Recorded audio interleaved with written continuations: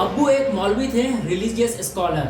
Ali Khamenei की mother educated थी, poetry और लिटरेचर की शौकीन। तो घर में एक तरफ थी गरीबी और दूसरी तरफ थी किताबें, और अली ने दोनों को एब्जॉर्ब किया। खामनेई ने मसाद के मद्रासस में बेसिक एजुकेशन ली। रूहुल्लाह खोमेनी ये वही आदमी है जो 1969 में ईरान के अंदर इस्लामिक रिवॉल्यूशन क्रांति लेकर आता है। जगह तेहरान, 9:15 अर्ली मॉर्निंग। ऑपरेशन का कोड नेम था एपिक फ्यूरी और roaring lion. Large scale aerial strike हुई, स्पेशली टारगेटेड खामनेई का ऑफिस, उसका सिक्योर कंपाउंड, और खामनेई एरियल स्ट्राइक में मारे गए। स्टेट मीडिया और इंटरनेशनल ऑफिशियल्स ने कंफर्म किया 86 साल के अयतुल्लाह अली खामनेई मारे गए।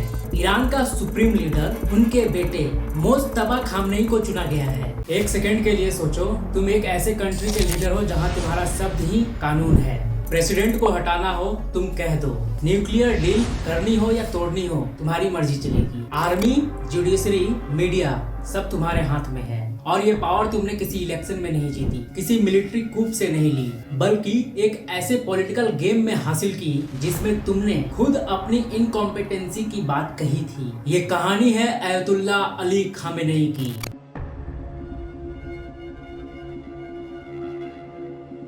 एक आदमी जिसने 37 साल तक ईरान को अपनी मुट्ठी में रखा, और 28 फरवरी 2026 को जब वो दुनिया से गए तब पूरी दुनिया सोचने लगी अब ईरान का क्या होगा। तो आज हम पूरी हिस्ट्री जानेंगे अयतुल्लाह अली खामनेई की, बचपन की गरीबी से लेकर एक एम्पायर बनाने तक, और फिर उस एम्पायर के खात्मे तक की। और मैं प्रॉमिस करता हूँ ये एक पॉलिटिशियन की बोरिंग बायोग्राफी नहीं है, ये एक थ्रिलर मूवी है जो तुम्हें हर पल रोमांचित करेगी। चलते हैं 1939 में ईरान के शहर मसाद, जिसे आप ऐसे समझो भारत के वाराणसी या अजमेर शरीफ, एक डीपली रिलीजियस एंशिएंट सिटी। यहाँ इमाम रजा का मकबरा है जो कि सिया मुसलमानों का रिलीजियस प्लेस है। इमाम रजा सिया इस्लाम के 8वें इमाम थे।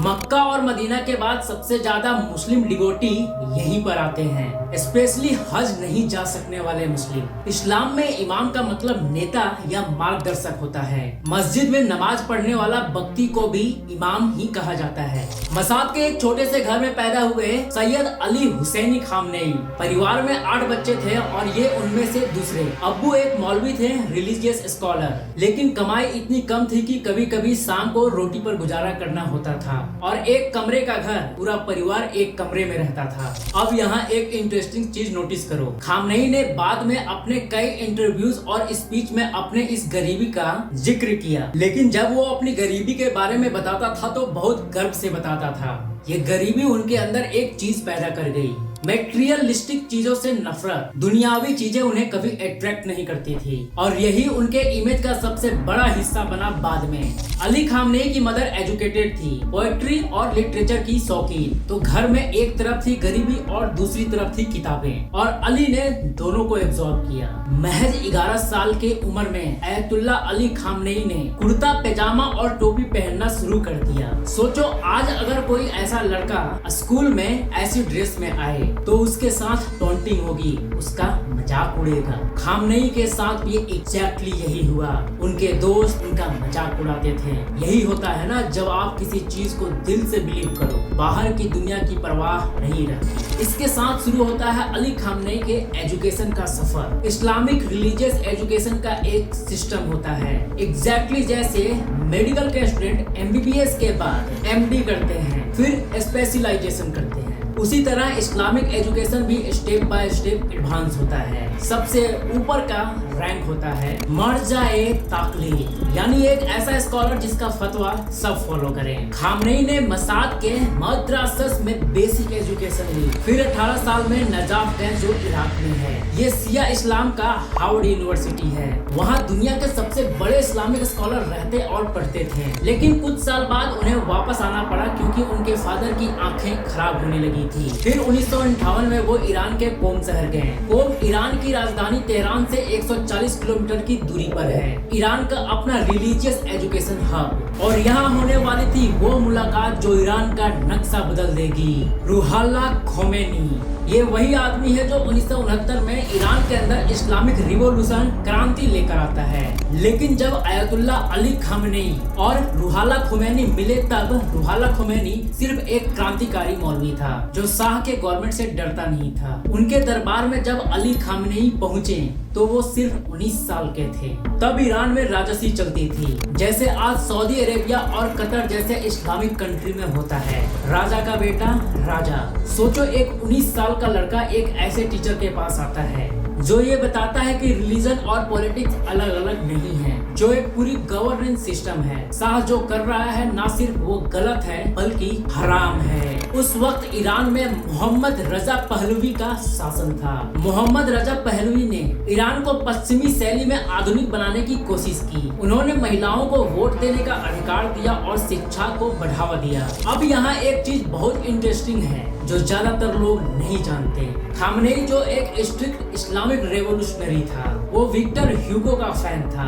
टोल्स्टॉय को पढ़ता था। टोल्स्टॉय एक world renowned Russian writer, philosopher और सोशल रिफॉर्मर था। यानी वो बंदे जो वेस्टर्न लिटरेचर के जाइंट्स हैं। और यही इस कहानी का सबसे गहरा और असहज सच है। एक तरफ अली खामेनी उस किताब की प्रशंसा करते हैं जिसे विक्टर ह्यूगो महिलाओं पर हो रहे अन्याय, असमानता और मानवीय गरिमा के लिए लिखा था, लेस मेजरेबल्स। और दूसरी तरफ उसी देश में एक 22 साल की लड़की मासा अमीनी सिर्फ हिजाब ठीक से ना पहनने के आरोप में मोरालिटी पुलिस की हिरासत में ले ली जाती है। 3 दिन बाद कोमा में चली जाती है और फिर उसकी मौत हो जाती है। सरकार इसे हार्ट फेल्योर बताती है। परिवार मारपीट का आरोप लगाता है और सड़कों पर गूंज उठता है वुमेन लाइफ फ्रीडम। सैकड़ों मौतें, हजारों गिरफ्तारियां, कड़े कानून, भारी जुर्माने। ये उस सिस्टम की तस्वीर है जहां पे महिलाओं की गवाही आधी मानी जाती है। उनकी यात्रा पुरुष अनुमति पर निर्भर होती है और उनके कपड़ों को कानून से नियंत्रित किया जाता है। तो सवाल ये नहीं है कि खामेनी को वो उपन्यास क्यों पसंद था। सवाल ये है कि क्या खामेनी सच में उस साहित्य की आत्मा, करुणा, न्याय और स्वतंत्रता को अपनाता है, या फिर वह सिर्फ उन पन्नों को चुनता है जो उसके विचारों में मेल खाते हैं और बाकी सच्चाई को इतिहास के अंधेरे में छोड़ देती है। आगे खामेनी कहता है कि लिटरेचर एक वेपन है। ऑन द अदर साइड वो लिटरेचर को एडमायर भी करता है, बट केवल उस हिसाब से जो उसे सूट करता है। खामेनी ने इजिप्टियन स्कॉलर सैयद कुतुब, जो इस्लामिक रेडिकलिज्म के एक फाउंडिंग फादर माने जाते हैं, उनकी किताबें फारसी में ट्रांसलेट की, जेल में रहते हुए। हाँ, जेल में 1963 से 1978 के बीच आयतुल्ला अली खामेनी कम से कम 6 बार जेल गया। ईरान के सीक्रेट पुलिस शावक सैजेमन एटेला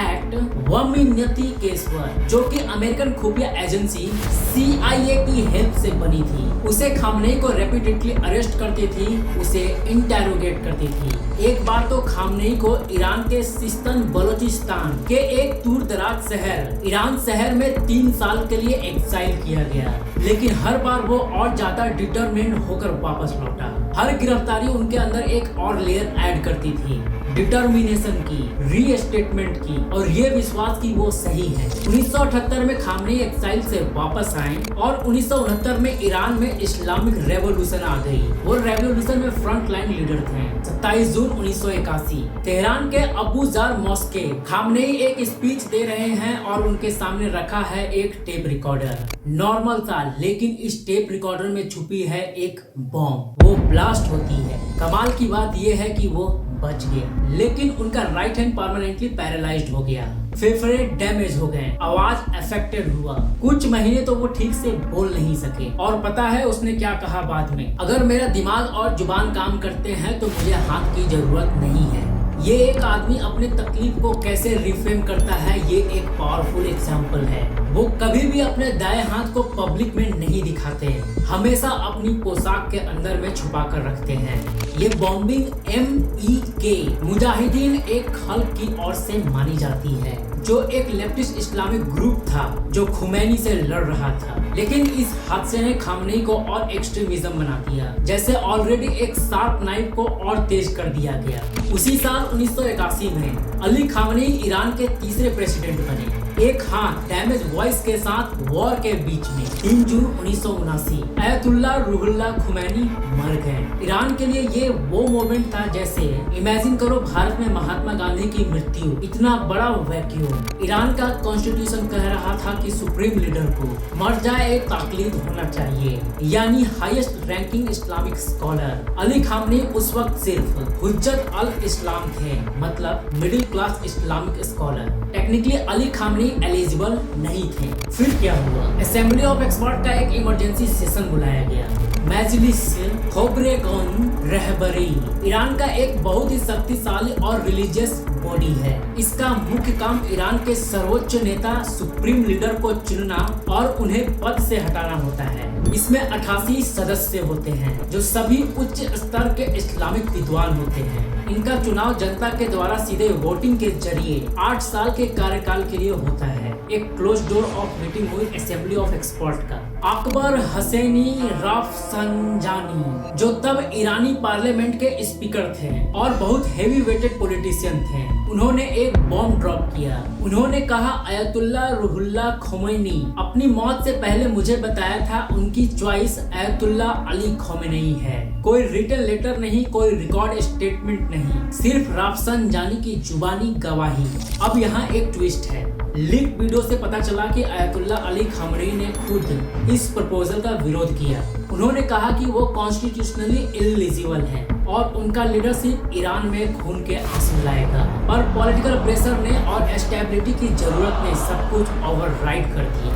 उनकी इस अयोग्यता को दूर करने के लिए ईरान के संविधान में संशोधन किया गया, जिससे मर्जा होने की शर्त को हटा दिया गया और खामनेई को अयतुल्ला की उपाधि दी गई ताकि वे कार्यभार संभाल सकें। और 4 जून 1979 को अली खामनेई सुप्रीम लीडर बन गए।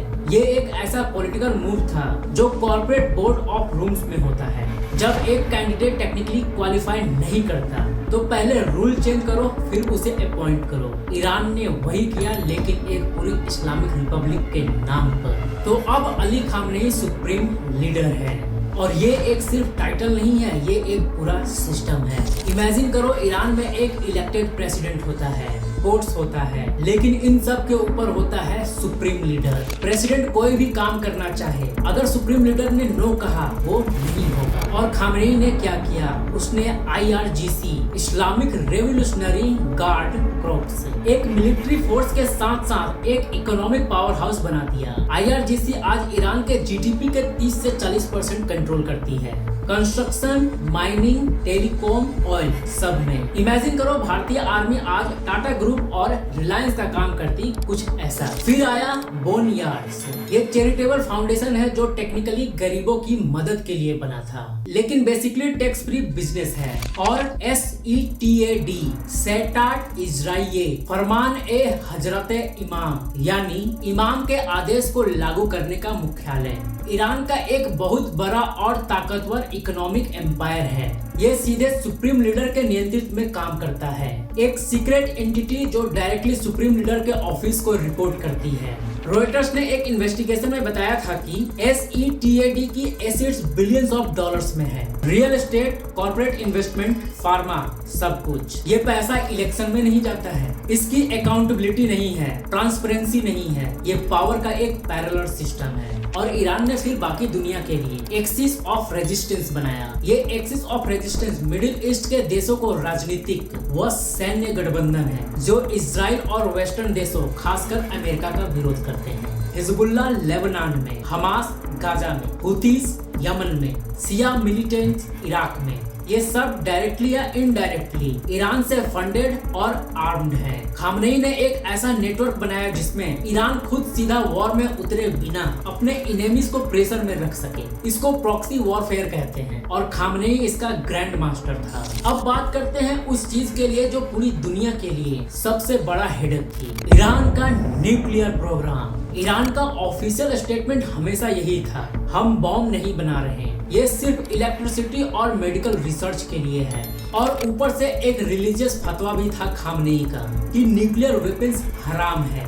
सुनने में बिल्कुल क्लियर लगता है ना, लेकिन असली ट्विस्ट यही था कि ईरान यूरेनियम का 60% इनरिच कर रहा था। अब ये परसेंटेज समझना बहुत जरूरी है। बिजली बनाने के लिए सिर्फ 3 से 5% इनरिचमेंट चाहिए और न्यूक्लियर बॉम्ब के लिए चाहिए 60%। तो 60% मतलब क्या? Exactly nuclear bomb. Technically Iran कह सकता था देखो हमने बॉम्ब नहीं बनाया, और ये झूठ भी नहीं था, लेकिन प्रैक्टिकली वो बॉम्ब बनाने के इतने पास खड़ा है तो एक धक्का और लगता तो न्यूक्लियर बॉम्ब रेडी। डिप्लोमेसी में इसे कहते हैं स्ट्रेटेजिक एम्बिग्यूटी या न्यूक्लियर हेजिंग। बॉम्ब मत बनाओ पर बॉम्ब बनाने की पूरी कैपेसिटी रखो। इसको ऐसे समझो, टेक्निकली वो झूठ नहीं बोल रहा। यही अमेरिका और इजराइल की प्रॉब्लम थी। अमेरिका का डर था कि अगर ईरान चाहे तो कुछ दिनों में न्यूक्लियर बॉम्ब बना सकता है, और जब तक दुनिया को पता चले गेम खत्म। इजराइल के लिए तो ये उसके अस्तित्व पे खतरा है। वो देश जो ओपनली इजराइल विरोधी बयान देता था, वो अगर न्यूक्लियर कैपेबल हो जाए तो इजराइल की एग्जिस्टेंस ही खतरे में। और अमेरिका को एक और बड़ी चिंता थी, अगर ईरान बॉम्ब बना ले तो सऊदी अरेबिया, तुर्की, इजिप्ट सब अपनी अपनी सिक्योरिटी के लिए न्यूक्लियर रेस में कूद पड़ेंगे।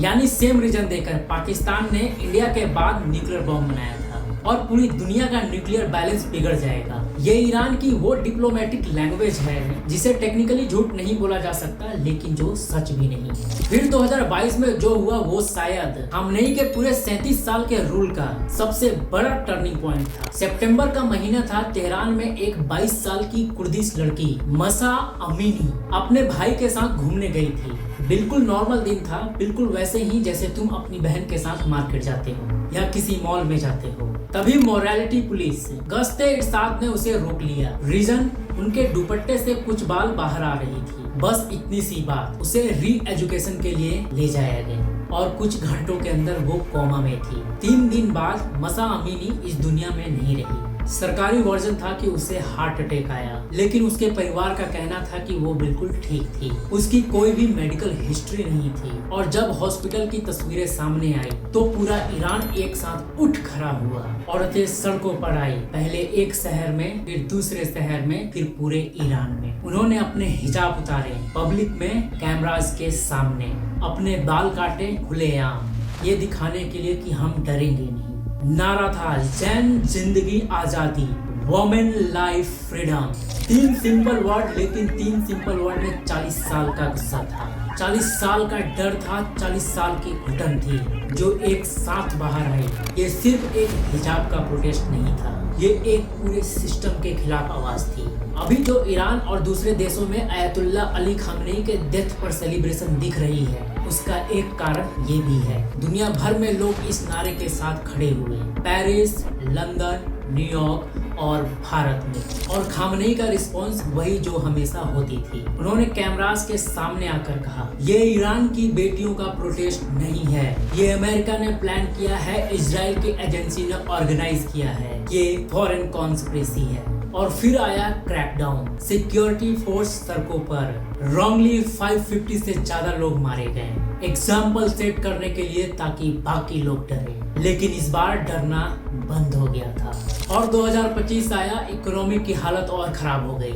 इन्फ्लेशन इतनी ज्यादा थी कि रोजमर्रा के लिए आम आदमी का सामान खरीदना मुश्किल हो गया था। सोचो ऐसे कि तुम्हारे घर का महीना का बजट 10,000 रुपए है और अचानक सभी चीजों की कीमत डबल से भी ज्यादा हो गई, लेकिन सैलरी वही रही। उसी फ्रस्ट्रेशन में लोग फिर सड़कों पर थे, लेकिन इस बार नारे अलग थे, डिक्टेटर की मौत हो। ये वर्ड कभी पहले खुल्लम खुल्ला नहीं सुने गए थे ईरान की स्ट्रीट पर। और खामनेई की रिस्पॉन्स फिर वही, फॉरेन कॉन्स्पिरेसी। और यहाँ एक पैटर्न क्लियर दिखता है जो सिर्फ ईरान तक सीमित नहीं है। जब भी कोई अथॉरिटेरियन लीडर को अंदर से चैलेंज किया जाता है, इकोनॉमी फेल हो, प्रोटेस्ट हो, तो वो हमेशा बाहर की तरफ फिंगर पॉइंट करता है। नॉर्थ कोरिया में किम जो उन यही करता है, अमेरिका हमारा दुश्मन है इसलिए हम गरीब हैं। रशिया में पुतिन ने यूक्रेन के लिए यही लॉजिक दिया। वेस्टर्न कॉन्स्पिरेसी है हमारे खिलाफ और कई डेमोक्रेटिक कंट्री के पॉलिटिशियंस भी यही करते हैं। हमारे प्रॉब्लम के जिम्मेदार